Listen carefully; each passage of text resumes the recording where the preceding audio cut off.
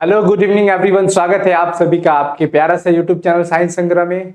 बच्चों, आज आप लोगों के लिए मैं लेकर के आया हूँ फिर से वही अपनी अगली सीरीज लेखक परिचय का, जिसमें आज 100 मार्क्स हिंदी क्लास 12 के दिगंत भाग 2 का गद्य खंड का लेसन नंबर 3 संपूर्ण क्रांति चैप्टर, जो कि लोक नायक जयप्रकाश नारायण के द्वारा लिखा हुआ है। तो बच्चों प्लीज कीप स्माइलिंग ऑलवेज, हंसते रहो, मुस्कुराते रहो और स्वस्थ रहो। और आज की इस वीडियो को बिना स्किप किए लास्ट तक जरूर देखना, क्योंकि आपके एग्जाम में, बोर्ड एग्जाम में यहां से बहुत सारे क्वेश्चंस पूछे जाते हैं। इससे पहले के जो चैप्टर्स हुए हैं उसका अगर आप लेखक परिचय नहीं देखे हैं तो प्लीज प्लेलिस्ट में वीडियो है, उसे जरूर देखिएगा और अच्छा लगे तो ज्यादा से ज्यादा शेयर कीजिएगा जरूर। और प्लीज इस वीडियो को विदाउट स्किप लास्ट तक, एंड तक जरूर देखना।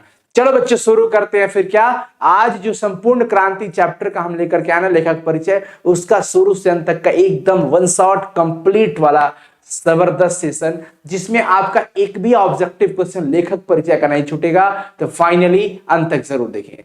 चलिए स्टार्ट करते हैं। फिर सबसे देखिए, सबसे शुरुआत से हम करते हैं। आपको पता होना चाहिए स्टूडेंट, ये जो चैप्टर है वो एक संपूर्ण क्रांति भाषण है। जी हाँ, क्या है बच्चों? भाषण। तो पहला सवाल यहां से क्रिएट होता है कि संपूर्ण क्रांति जो है वो क्या है? भाई तो कह देना वो भाषण है। क्या है? भाषण। लेखक कौन है? लोक नायक जयप्रकाश नारायण। दुनिया जानती है इनको, दुनिया जानती है। इस ध्यान रखिएगा, लोक नायक जयप्रकाश नारायण ये एकदम क्रांतिकारी विचार के थे, जबरदस्त। ऐसे ही मतलब अब जो देश में वर्तमान स्थिति जो चल रही है, ऐसे ही वीर युवा की जरूरत है, ठीक है ना? बहादुर। जन्म इनका 11 अक्टूबर 1902 को हुआ था। इनका जन्म बच्चों 11 अक्टूबर 1902 को हुआ था। जी हाँ, और निधन 8 अक्टूबर 1979 को हुआ था। जन्म स्थान इनका सिताब दियारा गांव में हुआ था, जो कि उत्तर प्रदेश के बलिया और बिहार के सारण जिले में फैला हुआ है। जी हाँ, आपने सही सुना। क्या कि उत्तर प्रदेश के बलिया और बिहार के सारण जिले में फैला एक गांव जिसका नाम है सिताब दियारा, उसी गांव में इनका जन्म हुआ था। और इनका पुकार का नाम देखो, बचपन में इन्हें बाउल के नाम से लोग जानते थे। तो ये भी क्वेश्चन पूछता है कि जयप्रकाश नारायण का बचपन का नाम क्या था, या किनका नाम बचपन का बाउल था? भाई जयप्रकाश नारायण का बचपन में नाम क्या था? बाउल। बड़े होने पर जेपी नाम से प्रसिद्ध हुए। जेपी, जयप्रकाश, जयप्रकाश जेपी नाम से फेमस हुए। अपनी जन पक्षधरता के लिए लोकनायक के रूप में भी प्रसिद्ध हो गए हैं।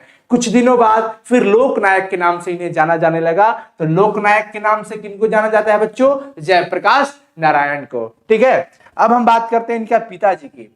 इनके पिता, फोटो तो आप देख ही रहे हो, कितना सुंदर सा चेहरा, मुखड़ा, हाय हाय क्या बात है। तो भाई पिताजी कौन थे? हर्षु दयाल और माता फूल रानी थी, और पत्नी का नाम था प्रभावती देवी, जो कि ब्रज किशोर की बेटी थी। ब्रज किशोर की बेटी का नाम था प्रभावती, और इन्हीं प्रभावती से इनका शादी हुआ था। किनका? जयप्रकाश नारायण जी का। जयप्रकाश जी के पिताजी का जो नाम था बच्चों, वो हर्षु दयाल नाम था, माता जी का नाम था फूल रानी। इनकी शिक्षा की बात करते हैं। आरंभिक शिक्षा घर पर ही हुआ है। फिर पटना कॉलेजिएट में पटना में दाखिल हो गए। यही बिहार में हिंदी की वर्तमान स्थिति विषय पर लेख के लिए सर्वोच्च पुरस्कार प्राप्त किए थे। देखिए, एक रचना थी इनकी, यही विषय था, एक हिंदी की वर्तमान स्थिति, जिन पर ये लेख लिखे थे। हिंदी की वर्तमान स्थिति, इसी पर लेख के लिए सर्वोच्च पुरस्कार प्राप्त किए थे। इसके बाद देखिए पटना कॉलेज, पटना में आइएगा, नाम भी सुनेंगे। पटना कॉलेज जो पटना में है, उनमें उनकी एंट्री हो जाए, मतलब कि एडमिशन ले लिए। असहयोग आंदोलन के दौरान शिक्षा अधूरी छोड़ी। असहयोग आंदोलन जब स्टार्ट हुआ था उस समय इनकी शिक्षा अधूरी छूट जाती है। फिर 1922 में शिक्षा प्राप्त करने के लिए अमेरिका चले जाते हैं।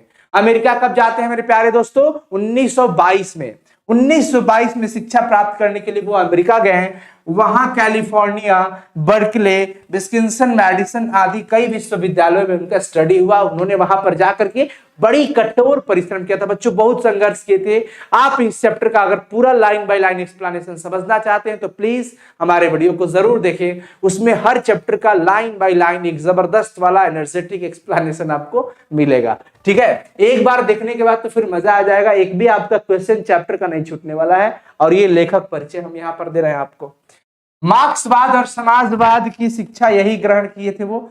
माँ की अस्वस्थता, माँ की तबीयत खराब हो गई, फिर वापस वो पीएचडी नहीं कर पाए, पीएचडी ना कर सके और देश में वापस भारत लौट आए, अमेरिका छोड़ करके फिर वापस भारत आना पड़ा। क्यों? क्योंकि उनकी माँ का तबीयत खराब हो गया था, माँ अस्वस्थ हो गई थी, तो पीएचडी नहीं कर पाए और वो वापस आ गए।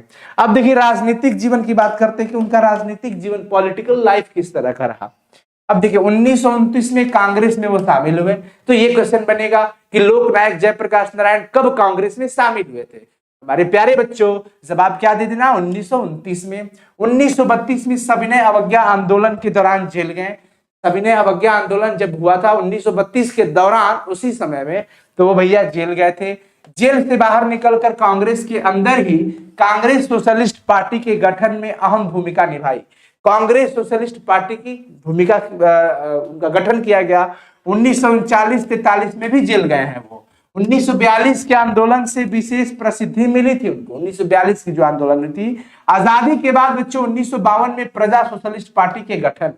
तो ये क्वेश्चन पूछता है कि प्रजा सोशलिस्ट पार्टी का गठन कब हुआ था, प्रजा सोशलिस्ट पार्टी का गठन कब हुआ था। तो प्यारे बच्चों जवाब क्या लगा देना, 1952 में। उसमें भी इनका बहुत ही सक्रिय राजनीति, देखिए बहुत ही भूमिका रही। धीरे धीरे क्या हुआ, धीरे धीरे सक्रिय एक्टिव राजनीति से ये स्वयं को अलग कर लिए, खुद धीरे धीरे वो राजनीतिक जीवन से हटने लगे। फिर 1954 में विनोबा भावे के सर्वोदय आंदोलन से जुड़ गए, 1954 में। और 74 में बच्चों छात्र आंदोलन का नेतृत्व किया, जो कि संपूर्ण क्रांति 1974 में। और आपातकाल के दौरान भी जेल गए। इनके मार्गदर्शन में ही जनता पार्टी का गठन हुआ था। जनता पार्टी का गठन इन्हीं की गाइडलाइन से हुई थी, इन्हीं के मार्गदर्शन में हुआ था। अब जो बच्चों जबरदस्त बात है उसको जरा हम लोग कर लेते हैं, क्या कृतियां, इनकी जो रचना है, एक reconstruction of Indian polity. Reconstruction of Indian polity, ये इनकी एक रचना होती है, एक बहुत ही सुंदर लेख होती है, जिसको में क्वेश्चन पूछे जा सकते हैं कि रिकंस्ट्रक्शन ऑफ इंडियन पॉलिटी किसकी रचना है। तो आप कहना वो किसकी रचना है बच्चों, वो हमारे लोकनायक जयप्रकाश नारायण जी की रचना है। कुछ कविताएं भी लिखी, डायरी एवं निबंध भी इनकी प्रकाशित हुए थे। और जबरदस्त बात यह है बच्चों की इन्होंने इतनी समाज सेवा की है, बहुत ही समाज सेवा किए हैं। तो समाज सेवा के लिए 1965 में 1965, जी हाँ 1965 में समाज सेवा के लिए उनको मैग्सेसे सम्मान दिया गया था, मैग्सेसे पुरस्कार दिया गया था। और 1998 में भारत रत्न दिया गया था इनको, भारत रत्न इनको 1998 में दिया गया था। बच्चों ये क्वेश्चन ऑब्जेक्टिव में एकदम मुहर लगा लो, पूछता है, कई बार पूछा भी है, गलती नहीं होना चाहिए। और 5 जून यही पटना की धरती, गांधी मैदान, बिहार की धरती में, बिहार की धरती पर 5 जून 1974 की पटना के गांधी मैदान में संपूर्ण क्रांति का ऐतिहासिक भाषण रहा। गर्दा उड़ गया पूरे देश में, क्रांति की लहर दौड़ गई थी। इसलिए बच्चों कैसा लगा आज का सेशन, यह आपका रहा लेखक परिचय, संपूर्ण क्रांति चैप्टर लोकनायक जयप्रकाश नारायण जी के द्वारा लिखित जो था, उसका हम लोग लेखक का परिचय कर ले। तो बच्चों प्लीज जितना हो सके आप इसे शेयर करना और भी बच्चों तक इसे पहुंचाओ, ताकि सारे बच्चे घर बैठे स्टडी करें फ्री में। और दूसरी बात ये मैं आपको बताऊंगा कि अगर आपको ये वीडियो अच्छा लगा तो प्लीज कमेंट जरूर करना। कमेंट में कंजूसी मत करो, बहुत मेहनत करते हैं हम लोग आपके लिए, बहुत ही मेहनत करते हैं। हर बच्चों के लिए मेहनत किया जाता है, वो चाहे किसी भी वर्ग का बच्चा हो। यहाँ पर छात्र और शिक्षक के बीच एक ही संबंध रहता है, दोस्ती का, सिर्फ और सिर्फ दोस्ती का। आप हमारे दोस्त हैं, आप हमारे छोटे भाई हैं। सो प्लीज आप लोग जितना हो सके इसे शेयर करें और खूब मन लगा करके पढ़ें और कमेंट जरूर करना। और प्लीज वीडियो को लाइक कर देना मेरे दोस्तों। Thank you so much, all the best. हंसते रहिए, मुस्कुराते रहिए, स्वस्थ रहिए और मस्त रहिए, ठीक है। खूब आगे बढ़िए, तरक्की कीजिए। Thank you so much, bye bye, take care. ठीक है बच्चों, शेयर कर देना प्लीज, ठीक है ना। Okay bye.